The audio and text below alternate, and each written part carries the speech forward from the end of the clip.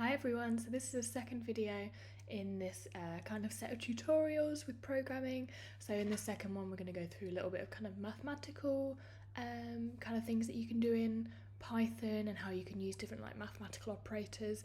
That might sound scary. All I'm meaning is about how you can add numbers, divide them, times them, that kind of stuff, and how we do that because computers read it and the operator looks slightly different. So yeah, hopefully you enjoy. Any issues, get in touch, leave us a comment and we'll get back to you. But yeah, see you after this one. Okay, so I am back for another quick video on some of the basics of programming. So this is where we finished off last time. We'd done a little bit of print statements, we had done the basics of a variable, and then we kind of smushed two things together to give us a nice longer thing that is printed out by the computer. So that is where we finished off. But I wanted to go a little bit more into kind of variables and how we use them in different kinds. So when you are kind of talking about programming languages, and as you had to kind of go further into programming with other languages, things like Java, JavaScript, C or C++ or any of those kind of languages, basically anything that is known as a high-level language will have variables in it somewhere, give or take. Now there are probably a few that don't follow that definition, but you get the idea.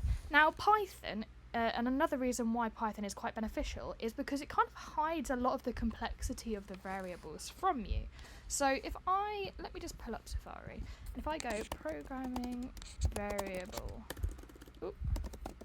types. Now Python hides a lot of variable types from you, but there are a lot of different types. So let's go on to this one. So I'm just gonna open this image in a new tab just to make it a bit easier. So this is talking about a programming language called C, which is quite a good language to learn if you do get really, really into it. But you can see these are all different kinds of data types. Now, some of these are ones that you wouldn't have to worry about, so particularly pointer is something very specific to C. But some of these top ones over here are really important ones. So last time we spoke about strings, so that is basically any text, and that is something that you do see in multiple languages. Ironically, C is probably one of the few languages that you don't see that. Get it? Good pun. But int and float are two different kind of data types that a variable can be. So let me see actually if there's a different that hasn't got any string. Right, we'll come over here. This is going to be easier. So yeah, so here we go. So int and float are the two types of kind of number data types that you get within Python. String or str is kind of your words and stuff like that. Bool is another kind of data type, which basically is just true or false. That is all it means. Is it can either be true or false, 1 or 0. That is another specific thing to programming and just computers in general, is that true or false is also kind of basically exactly the same as 1 and 0. Similar to a light switch. That's the best way I explain it when it comes to Boolean. But we won't go into that too much right now. But these two are the main key ones that you would come across. Now in other programming languages, when you make a variable, so if I go back to my Python thing, up here, in languages such as C or Java, I would have to say what data type this is. So I would probably have to put something like string to basically say, look, this variable, this piece of information that I'm going to hold within user's name is going to be of the data type string. Now Python is very nice and it works it out for you basically. So let's go back to what we were doing. And another thing that I'm going to show you at the same time, just to make it a little bit easier, is something known as comments. So when you're programming, there is likely to be times when you want to write something down in your file. Now that could be something for you to remind yourself, or if you're working with other developers, it can often be a way to explain what your piece of code is doing. So in Python, the way you do this, I've got to remember how to get it up, is a hashtag. I think you can also use, is it 2 backward slashes? There is another kind as well. but my mind has gone blank and I will find out in a bit. But a hashtag allows you to put a comment. Now what a comment basically means is it's something that your code doesn't actually run. Your computer doesn't actually run it, it's just kind of there, it's just basically text. So you can put whatever you want in it, and the computer won't get upset at it, it won't try and read it and stuff like that. So it can be also another handy way if you want to hide something that you were maybe going to test out, or you didn't test out, or it doesn't quite work and it's causing issues. You can just hide it behind a hashtag or a comment. So I'm going to put data types and variables. So below this I'm going to show different data types and variables. So first one I'm going to do is the good old int or integer. So an int or an integer is basically just a whole number. So a number without any decimal points at all. So your examples could be something such as 1. It could be 123. It could be 1,786,402. That looks about right. You get the idea. Any whole number is going to be an integer.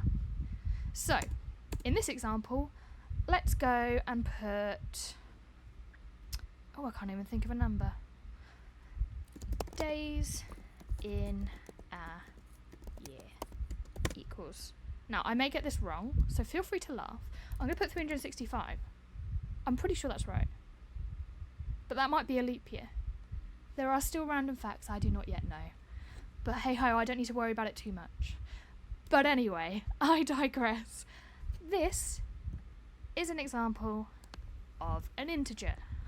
So if I was going to then go and print this out, so if I was going to go days in a year, this would then print out the number 365. And that's a nice thing about Python, is because it automatically is like, oh, you want to print out a number? Okay, that's fine. I'll change that into a string when I print it out for you. So if I was going to run this, it will still run everything above it, so we may still actually... Here we go. Let's do some... Nice. I'm going to come up to edit or format, and I'm going to just comment out that region. So now you can see that all these bits that I was trying to do before, the computer's not going to worry about that. So all I'm going to get is it's just going to print out the days in a year. So if I run it now, it will save it. And there you go. You can see it's printed it out nice and easy for us, which is fabulous. So that is your integer. Woohoo! One down, just a few more to go. Now, the next kind of data type that you get is your float. I'd say these are pretty much the two. Between integer, float, and strings, they're probably the most common that you would come across, particularly initially when you're first doing programming. So a float or a... that looks wrong.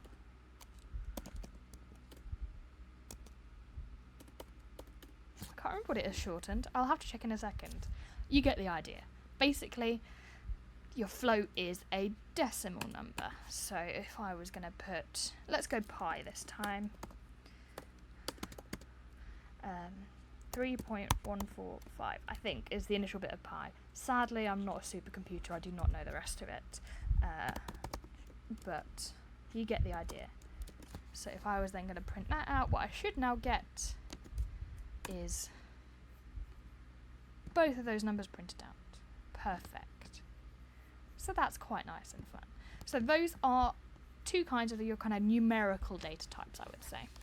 Now, like I said previously, other languages do make this slightly more complex, typically your older style languages. So things such as C, if you do look up any C program at any point, they also include things such as kind of other variations of this, just because of how the programming language is made. It's a lot stricter on kind of how you store things, and basically when you get to a certain length of number or a certain length of string, it needs to be stored in a slightly different way because it takes up more space. If you think about if I had a number that was 20 digits long, that's going to take up more space and more information on my computer than just a single digit. And C, behind the scenes, needs you to kind of explain that. But Python is very nice to you, and it does it all for you. So, to finish off this little bit of a lesson, I'm just going to show you kind of some of the mathematics. So you can do basically any maths you want to. You could do really complicated maths in programming, and Python is actually very commonly used for that, and in data science as well. There are a lot of additional things that you can call kind of libraries that add in a lot of this additional ability into it, and making graphs and all that kind of stuff. It does have some of its own graph capabilities, but all of that stuff is kind of available to you. But if we're starting from the basics, if you wanted to add two numbers, divide it, that kind of stuff, you can do that. So I'm gonna do we'll just go through all of them. So if you're gonna add two numbers, so let's say I wanted to add the days in a year with pi. I don't know why I'd want to do that, but just for the sake of it, let's go days in a year. This is probably one of the easier ones because it makes a lot of sense. You just use the plus symbol. How exciting. So there. Now to check that out, I could just do print and cover all of that. So if you ever want to print anything out, it's always going to be between those two brackets. So if you remember before, up here, I used plus in a different way. So this was kind of concatenating two variables together. So it was basically smushing them next to each other and putting them next to one another. That is because they were strings. So they were basically pieces of just words, basically, stuck next to each other. So you can't actually add those up numerically. Now down here, we've now got two kind of numerical data types. So it is actually going to add them together. And we'll see how it deals with that, because one thing to be aware of is obviously one of these is a float and one of these is an integer. So these are kind of two different types, but we'll show what that does in a second. Along with that, you can also divide two.